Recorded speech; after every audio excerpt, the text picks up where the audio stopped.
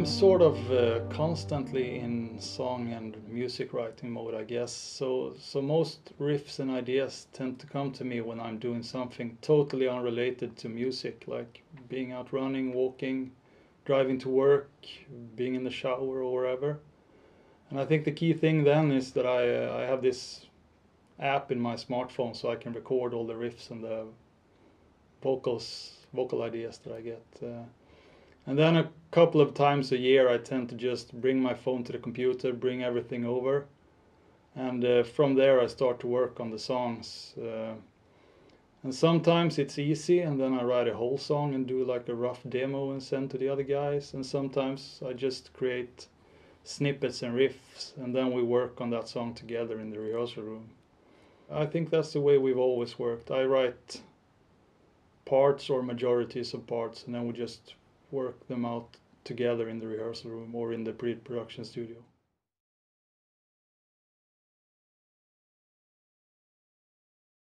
This time I used a lot of equipment compared to earlier productions, mainly because of Rothandel Studios, where I could use a lot of cool stuff like vintage Mellotrons, the Mellotron M400, but also the new one M4000D, and they all went through a really cool reverb called AKG BX20, I think, which is a really big spring reverb.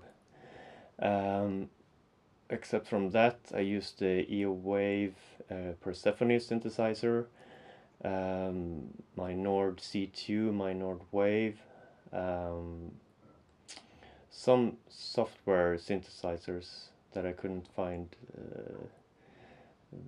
the sound from the analog way, so I had to use some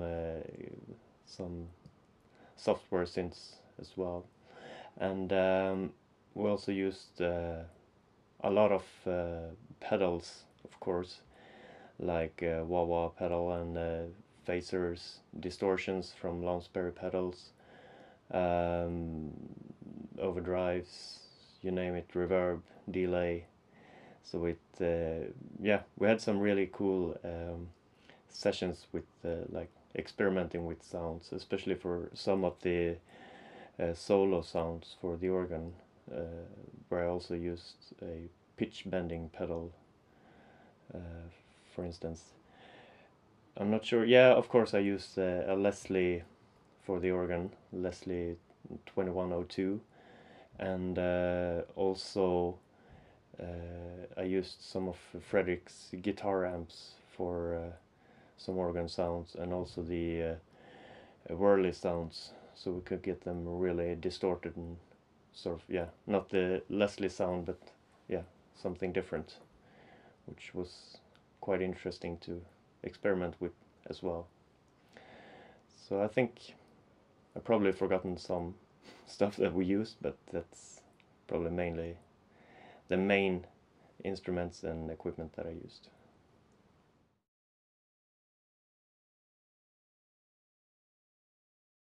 I hope that, like a good wine, Egonaut is only getting better and better throughout the years. Hopefully we are more professional today with a given goal. I mean, in the beginning it was just me and Fredrik jamming around, and now we are 5 individuals that every time we play together it sounds Egonaut. And in the beginning it was only about trying to find something that didn't sound like the bands that we listened to ourselves. But now we are more or less picking the gold pieces of what each of us is listening to. I mean, a little bit of Michael, a little bit of Dennis, a little bit of me, Emil, and Fredrik. I mean, that's how Egonaut is supposed to sound.